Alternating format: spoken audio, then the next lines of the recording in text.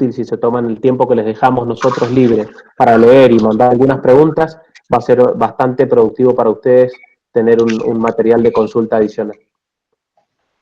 ¿Alguien tiene algún comentario, alguna consulta? Una duda en el dren. ¿Qué longitud tiene el dren? ¿El dren tiene la longitud del canal hasta que llega a desembocar? El dren, si el canal es todo trapecial y es toda zona donde por las características del suelo la infiltración se puede quedar abajo de ese suelo, el dren va a ir todo a lo largo del canal.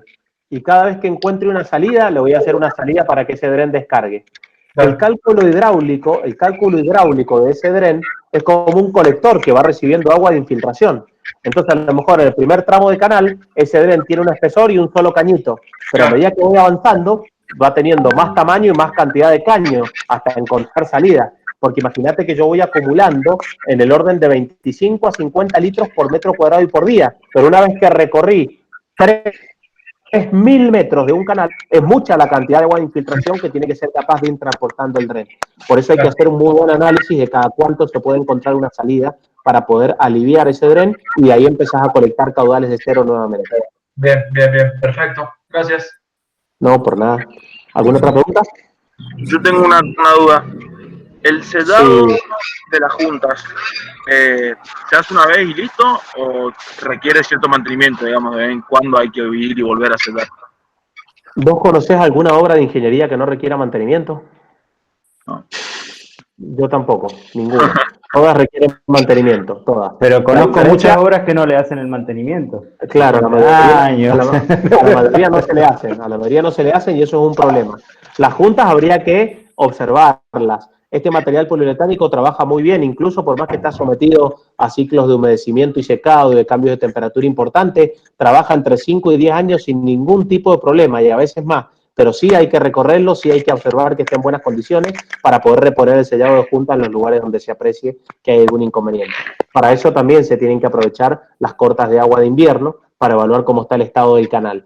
Normalmente lo que más se complica no son las juntas, sino muchas veces los caminos de servicio, que no les crezca vegetación, porque esa vegetación, si crece mucho, te termina empujando las paredes del canal de hormigón. Entonces, las mayores tareas de mantenimiento en canales revestidos están asociados con la vegetación al lado de los caminos de servicio. Pero es correcto que las juntas también hay que observarlas para poder ver que estén en condiciones.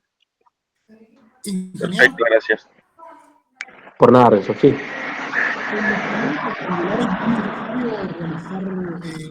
No le escuché absolutamente nada. En los canales rectangulares, ¿no es necesario realizar un dren?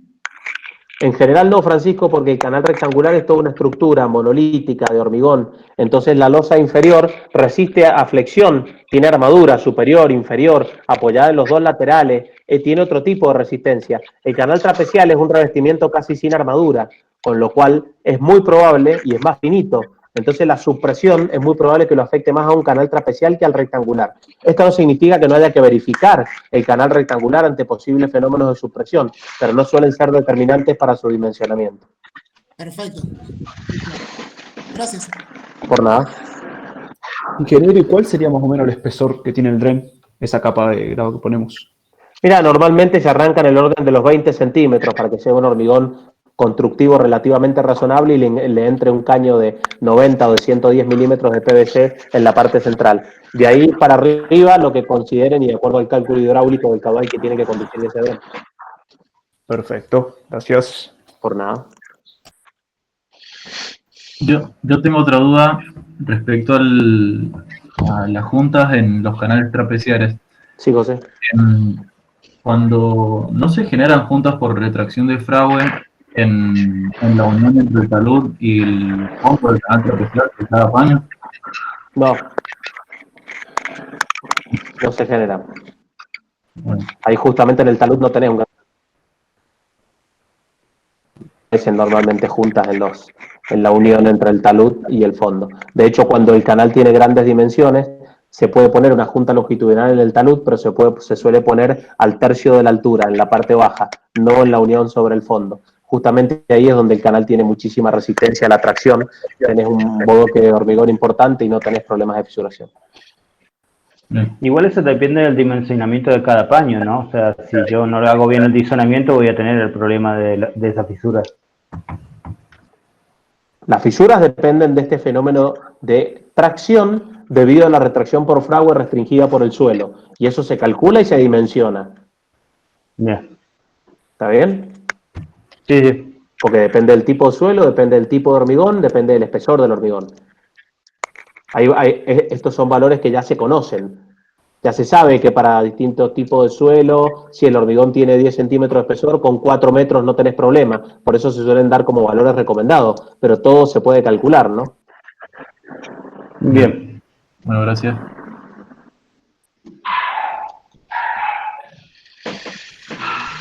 Bueno, si no hay más comentarios, los dejo que continúen con el ingeniero Barchiesi.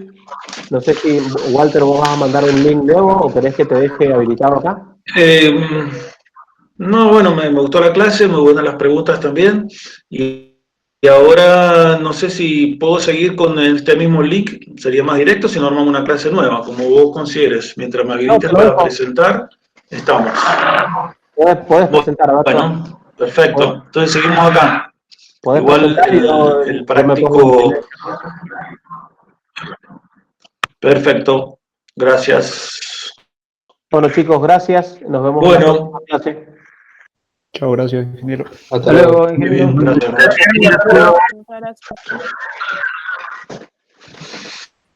Gracias, hasta luego. Bueno, ¿cómo les va? Si quieren prender las cámaras, así se activan un poco. Bueno, hoy vamos a ver el trabajo práctico número 2. Les pido si me pueden hacer algún comentario del trabajo práctico número 1, a ver si están ya avanzados, si han tenido algún inconveniente, si van bien, y ya tenemos que pensar en poner fecha para rendir. El trabajo práctico 1 y el 2, que vamos a verlo hoy, y que están bastante relacionados, así que me interesa saber un poco cómo van, si van todo bien o si han tenido algún inconveniente. Ingeniero, nosotros bastante bien, ya estamos, creo que lo hemos terminado, nos fuimos guiando del PowerPoint que nos mandó usted. ¿Se podrá rendir el trabajo 2 o no conviene? No sé cómo, no sé si tienen... En general, la sugerencia es que rindan el 1 y el 2 juntos, siempre y cuando no les signifique atrasarse en el práctico 1. Es decir, si ustedes tienen el práctico 1, vemos esta semana ya para rendir, porque pensemos que son 7 trabajos prácticos, tenemos 6 grupos, o sea, son 42 coloquios. Si podemos juntar el 1 y el 2, porque el 1 es relativamente largo, el 2 es cortito, y están muy relacionados, así que si pueden rendirlo mejor, siempre y cuando no sea que demore el 1. Bien. Y depende cómo puedan manejar ustedes los tiempos, pero lo que sí me interesa es que ustedes mantengan el ritmo, es decir, cada práctico que se da, inmediatamente lo hagan, inmediatamente lo rindan. Bien. ¿Y en qué horario? Por eso les preguntaba si van viendo el tiempo, si se han atrasado. Perdón, no te escuché bien. Sí, disculpe, pensé que había dejado de hablar. ¿En qué horario se rinden los prácticos? ¿En qué horario? Sí. Mira, en general lo que estamos haciendo todos los años, este año es un año especial, pero la idea es mantener el horario de clases, ahora que tenemos menos horarios de clase, los de consulta, fundamentalmente los de consulta, y si no, fijamos un horario especial. La idea es que ustedes nos envíen, cuando ya tengan el práctico para rendir, nos soliciten por mail que ya están en condiciones de rendir, entonces nosotros les contestamos qué profesor les va a tomar y cuándo sería, y ahí coordinamos, ajustamos el horario por si hay algún inconveniente. Ingeniero, Yo sé que hay algún grupo que me ha presentado. Sí, te escucho, Andrés. Sí, perdón, ¿los trabajos prácticos se los enviamos, los corrigen y después los rendimos o directamente los rendimos? La idea es que en el mismo coloquio se revise, se mire, es decir, no hay una etapa previa en donde le damos el ok. Pueden sí enviarlo antes, cosa de que al momento de rendir, yo si he visto algún error, algún problema, se los hago ver. Buenísimo. Bueno, entonces recuerden, cuando estén en condiciones de rendir, manden un correo a los 3 profesores con copia a Guilla Reguine, que ya están en condiciones de rendir. Nosotros nos ponemos de acuerdo para avisarles a ustedes cuándo cuándo rendir. Bien. Pasamos al práctico 2, entonces, ¿les parece? Bien, vamos a ver si no tenemos el problema de la semana pasada, que los torturé con un sonido lindo. Yo no escuchaba nada, estaba sordo, pero vi que había algunos líos. Tuve que editar Bueno, el video vamos a empezar con un... ¿Cómo es? ¿Cómo es? No, tuve que editar todo el video de la grabación para ¿Cómo sacar me esa dijiste? parte, digo. Sí. No, después me comentó Guillermo Reguini que había sido un ruido horroroso, pero yo la verdad que no, lo único que hice fue salir y entrar de nuevo y ya no lo hizo, pero bueno, algo habré tocado que hice mal, así que bueno, trataremos de que esta vez no pase. Bueno, vamos al trabajo práctico 2, entonces. Vamos a presentar.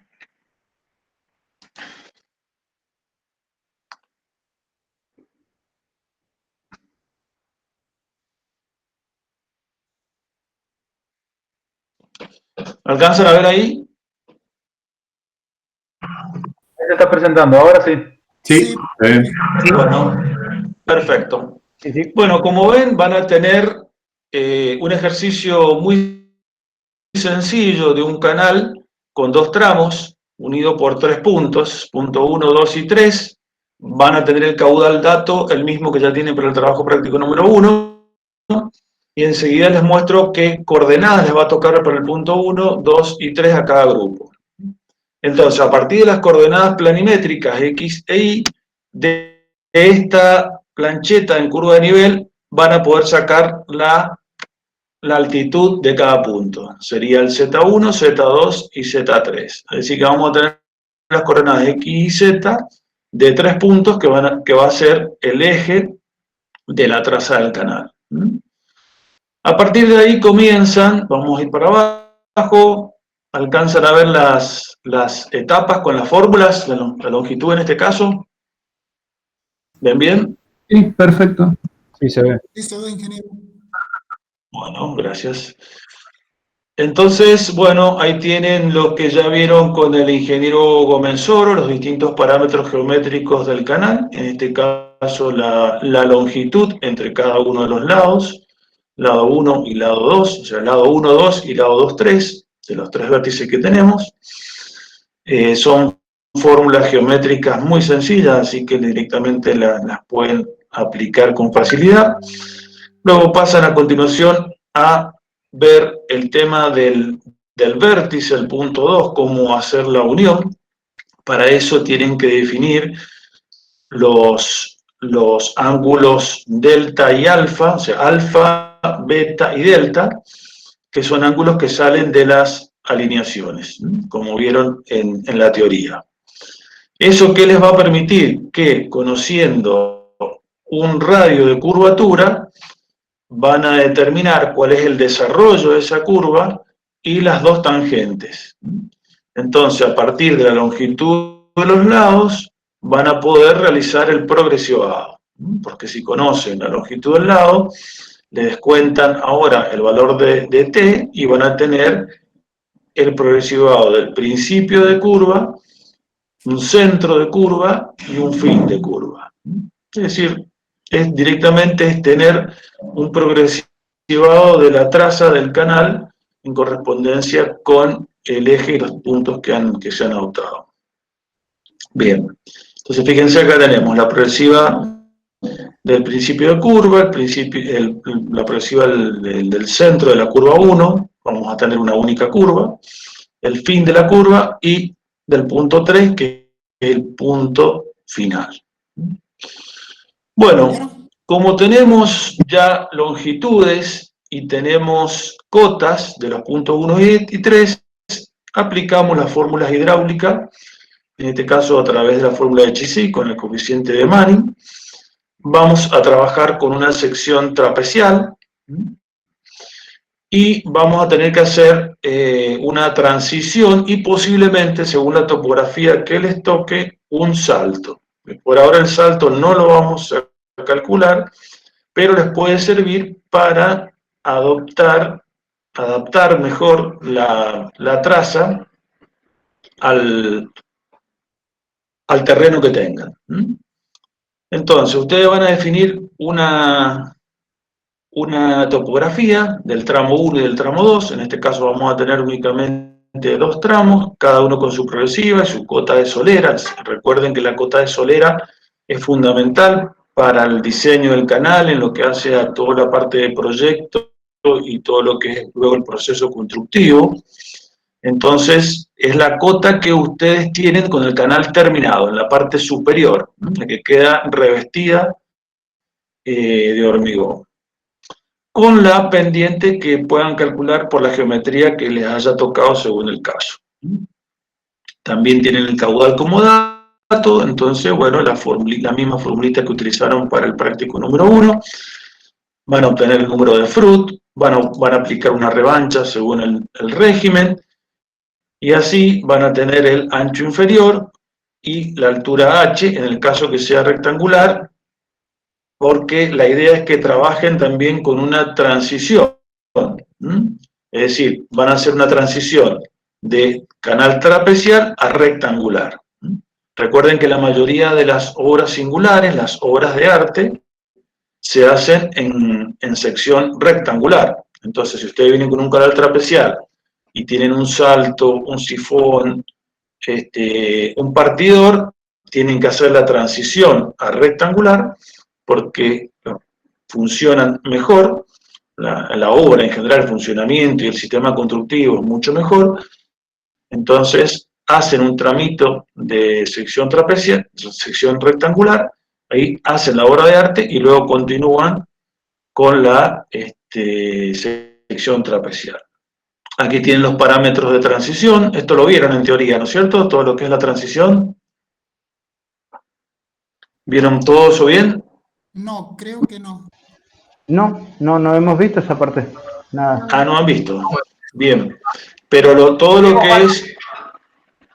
Si los escucho, a ver, ¿qué han visto? Vimos lo que era constructivo, más que todo. Sí, eso. Constructivo. Sí, cómo se construía, pero no Partes vemos constructivo, tecnología, partes. Nada más. Pero a ver, les trato de recordar.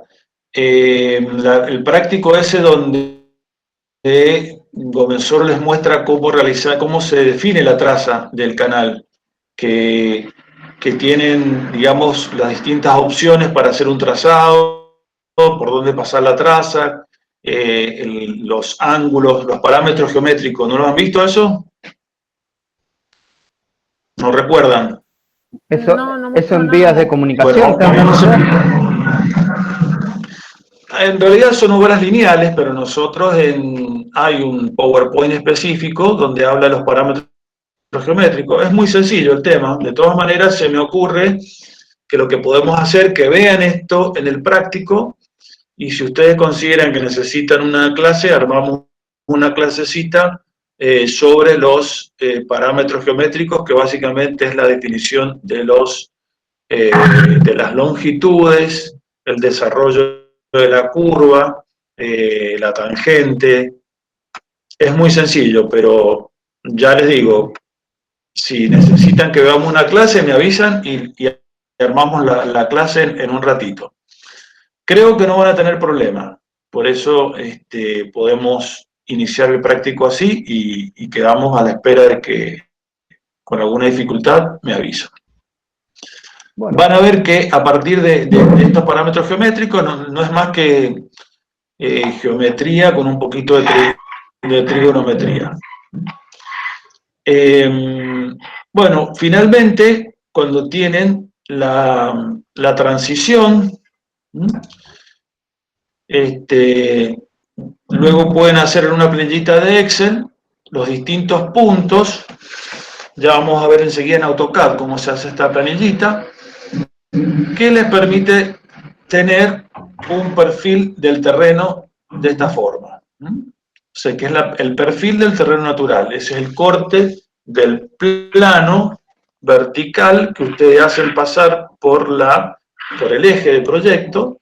Entonces, al cortar el terreno, se les va a formar una determinada ondulación. Y ahora tienen que aplicar ahí el perfil longitudinal, recordando que es una obra lineal, a diferencia de una obra vial, tenemos que tener pendientes positivas, siempre el agua sabemos que tiene que ir de los puntos más altos a los puntos más bajos.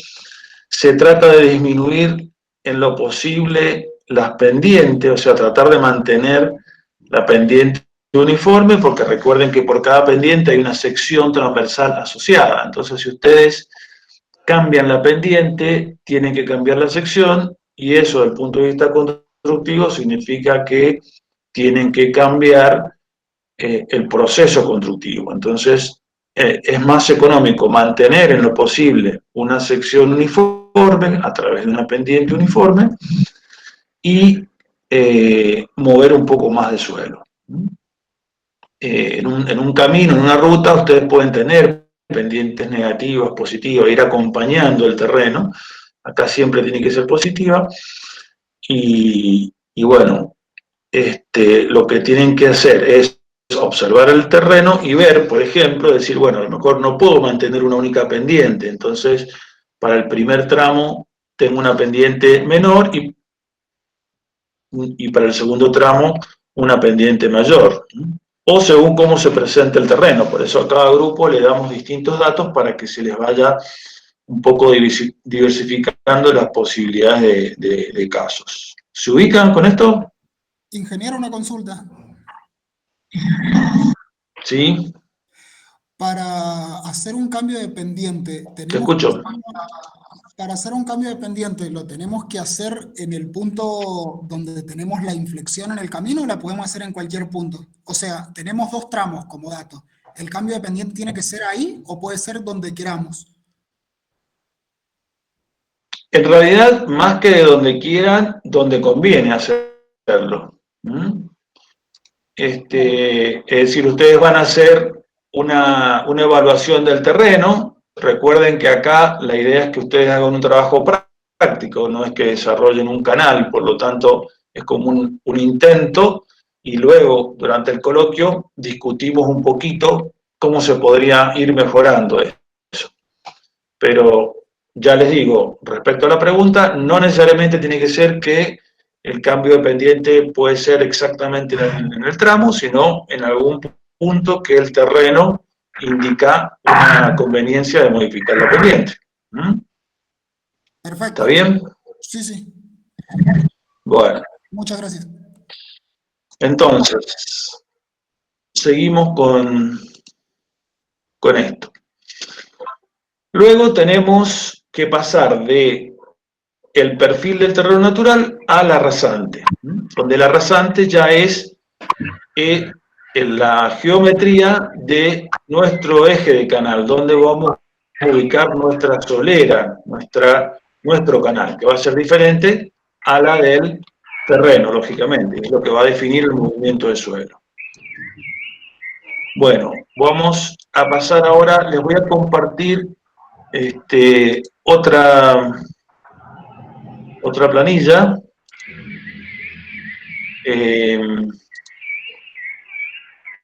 Les voy a mostrar ahora una planilla que tiene que ver con los datos del grupo. ¿Pueden ver esto? ¿Se alcanza a ver bien? Sí, se puede ver. Sí. Sí, perfecto. Bueno, fíjense, yo les voy a pasar esta planilla donde están los grupos 1, 2, 3, 4, 5 y 6 con los caudales que dimos para el trabajo práctico número 1, y acá lo que van a tener las coordenadas de los puntos 1, 2 y 3. Cuando ustedes tengan la planilla de las curvas de nivel, ubican esos puntos con coordenada y obtienen la coordenada Z, que sería la altitud del punto 1, 2 y 3. Bueno, ahora les voy a pasar para que vean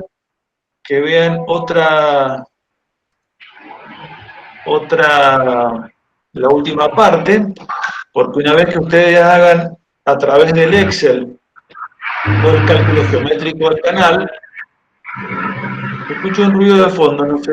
Sí, es Renzo, no sé si lo puede llegar a silenciar. ¿Quién? Ahí está, ya se paró. Bueno, entonces, justo con los cálculos geométricos, que normalmente primero lo hacen en Excel por un tema de practicidad para poder sacar todos los cálculos, después tienen que hacer un plano que lo van a presentar en A3, en este caso lo vamos a manejar todo digital. Es muy probable que este año pidamos simplemente carpeta digital. Pero bueno, en definitiva, en el AutoCAD, ustedes van a tener un plano como esto. Yo les voy a pasar el archivo en AutoCAD con la grilla y las curvas de nivel.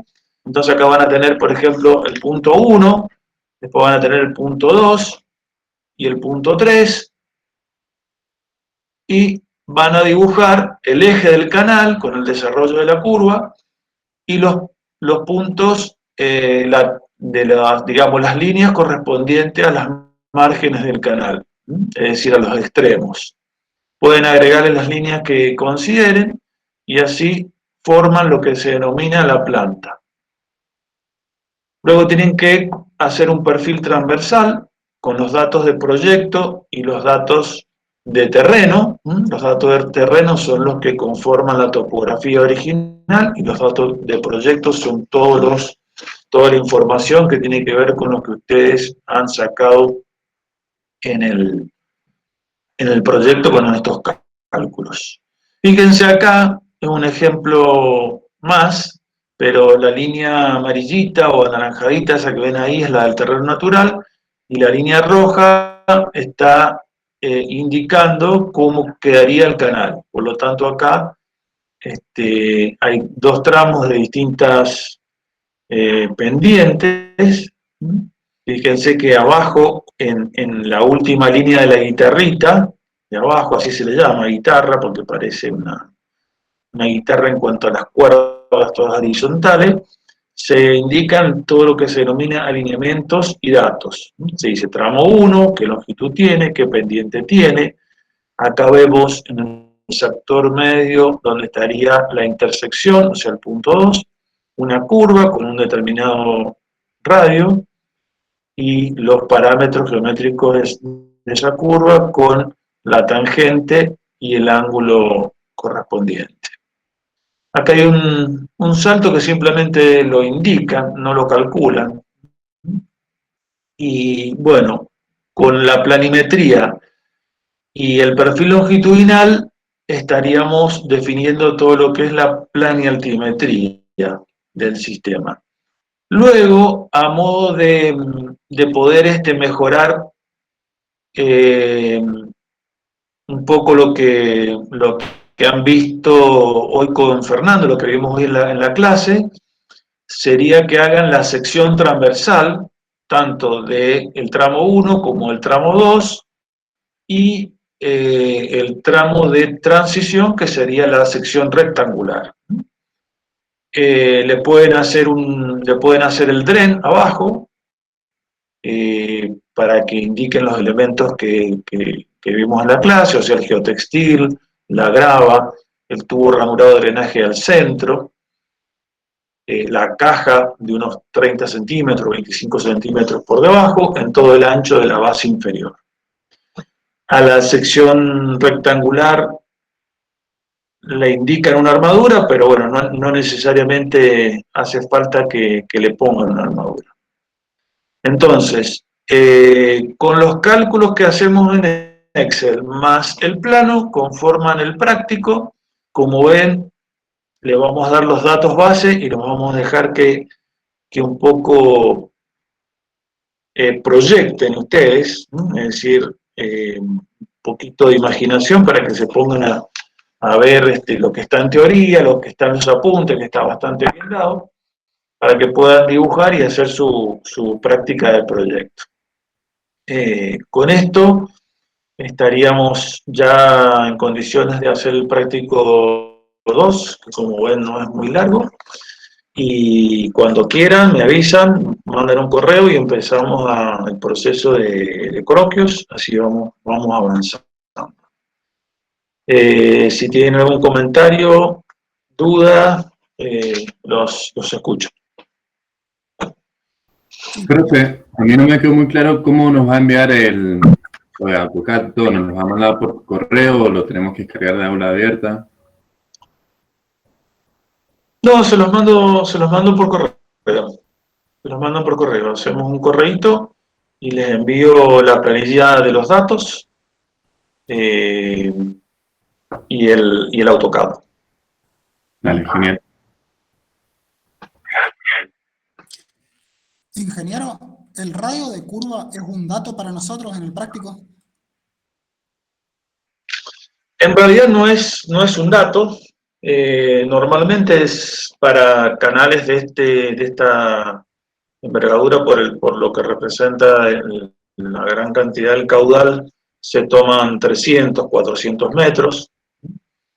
Y bueno, tiene que ver con lo que han visto o lo que van a leer en el apunte. En realidad las clases son tan cortas que hay muchas cosas que de repente todo lo que vemos que lo pueden aprender solo o ver solo el apunte lo dejamos de lado, sino las clases virtuales se hacen muy largas, muy pesadas.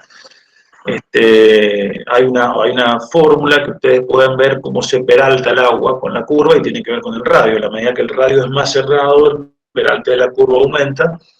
Entonces, todo depende en qué disponibilidad de terreno o de espacio de terreno tienen y qué velocidades tienen, qué curvatura pueden hacer. Pero con que tomen en este práctico un radio entre 300 y 400 metros, está bien, van a andar bien. No es un dato, pero es un valor que está bien como vos lo preguntás, decir qué radio tomo. Entonces, bueno, 300, 400 metros es un valor aceptable. ¿Sí?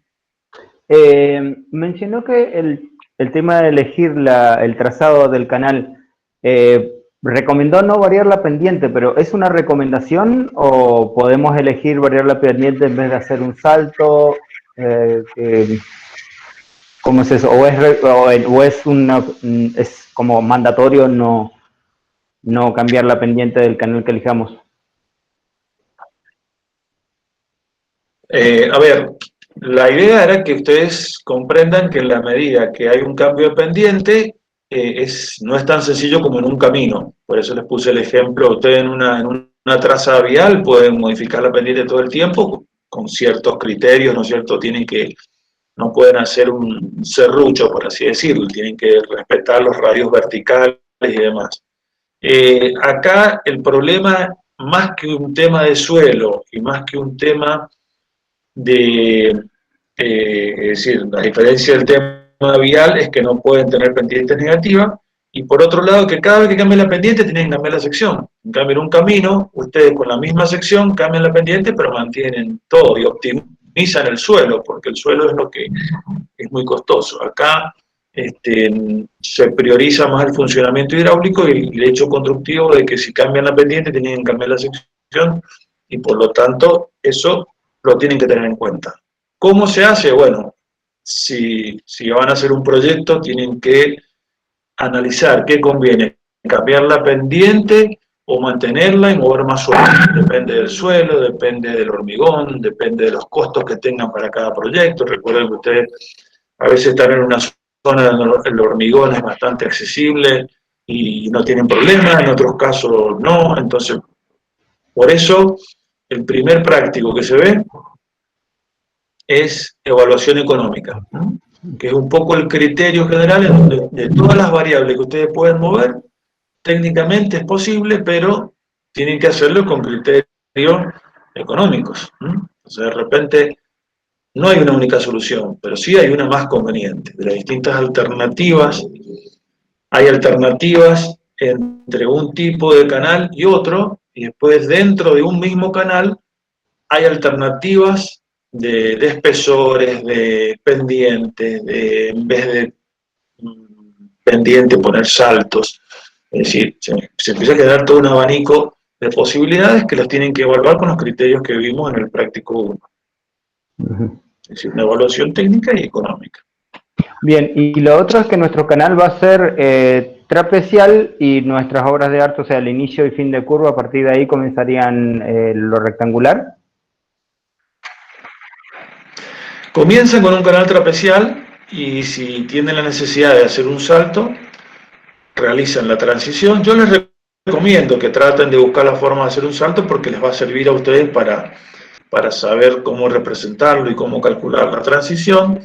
Recuerden que la transición básicamente tiene que ser suave, con un ángulo que entre línea externa e interna de la variación esté en el orden de los 12 grados, por un tema de que la lámina esté siempre adherida y tenga la menor pérdida de carga. Con la altura de agua, tanto en el canal trapecial como en el rectangular, con alturas de agua lo más parecido posible. Entonces ahí evalúan un poquito el tema de la transición, aprenden los conceptos, aprenden a dibujarla, y después en un salto, que es una pequeña línea, pero ya empiezan a poder ver cómo juega el salto en el diseño geométrico del canal, de esta manera cuando después vemos el diseño hidráulico del salto se alcanzan a dar cuenta por qué es como es. Bien. ¿Está bien? Sí, sí, gracias. Ingeniero, una consulta. Perfecto. Sí. Para calcular la cota de solera, Lo escucho. Para calcular la cota de solera, ¿qué espesor de hormigón consideramos en la losa?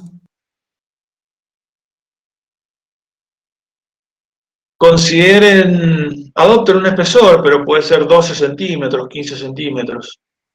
Perfecto. Muchas gracias. De nada. Perdón, ¿esos dos eran para todo el canal?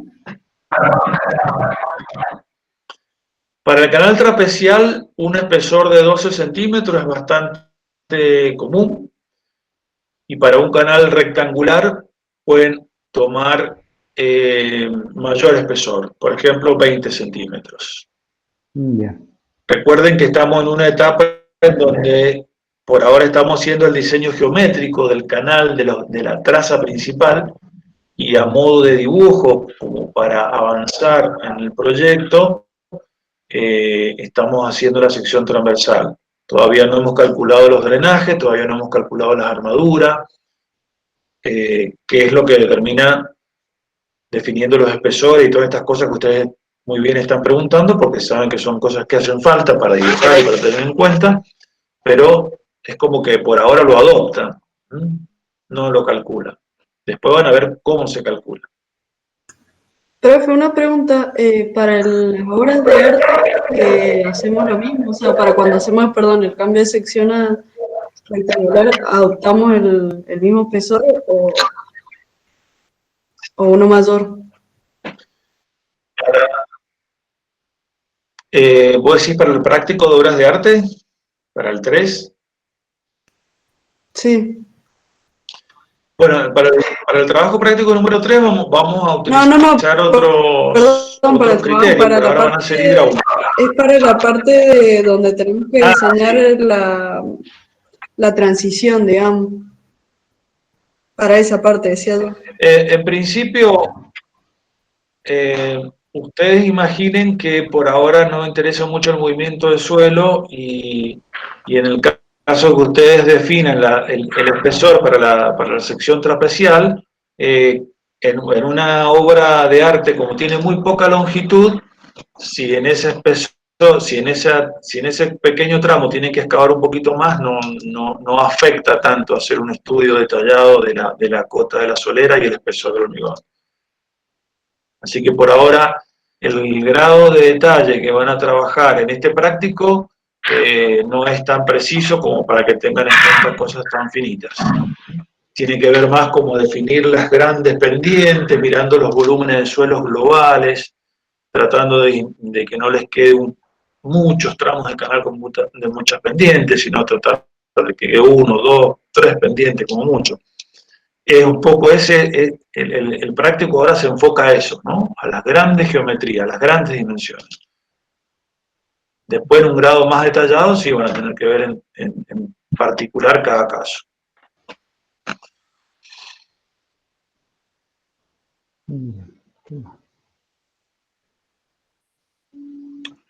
¿Alguna duda más? ¿Estamos bien? Estaba tratando de pensar, pero no se me ocurre nada. ¿Cómo? No No, te nada, que estaba escuchaste. tratando de pensar en algo, pero no se me ocurre nada, así que ya. Bueno, sí, seguramente cuando empiece con el práctico les van a empezar a surgir un montón de dudas, pero bueno, estamos en consulta, nos avisan y en realidad es un práctico bastante sencillo. Este es bastante sencillo porque tiene mucho de geometría, así que no. Ingeniero, si nos tiene surgen mayores dudas, problemas. Perdón, no te escucho bien. si les surgen dudas, ¿las vamos mandando al mail o prefiero que en horario de consulta? Si son dudas pequeñas, ustedes vean, si es una consulta, lo mandan por mail y si consideran que hace falta que nos reunamos virtualmente, me avisan y hacemos una reunión virtual.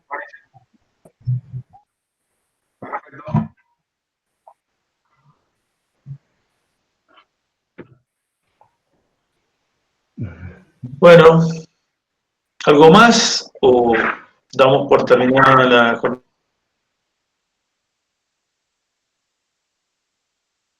Todo muy claro. Me alegra.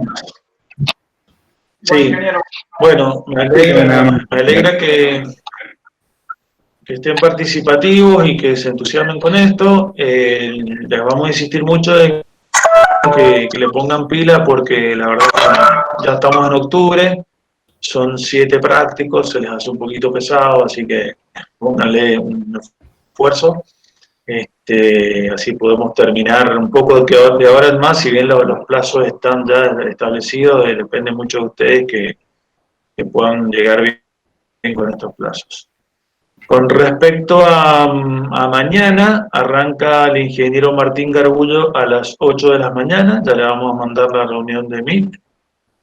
Y yo nos volvemos a ver a las 11 de la mañana, con el práctico 3. Un poquito largo ese, pero bueno. Bueno, Ya con eso tendrían 3 prácticos para... Bien. Ingeniero. No te preocupes.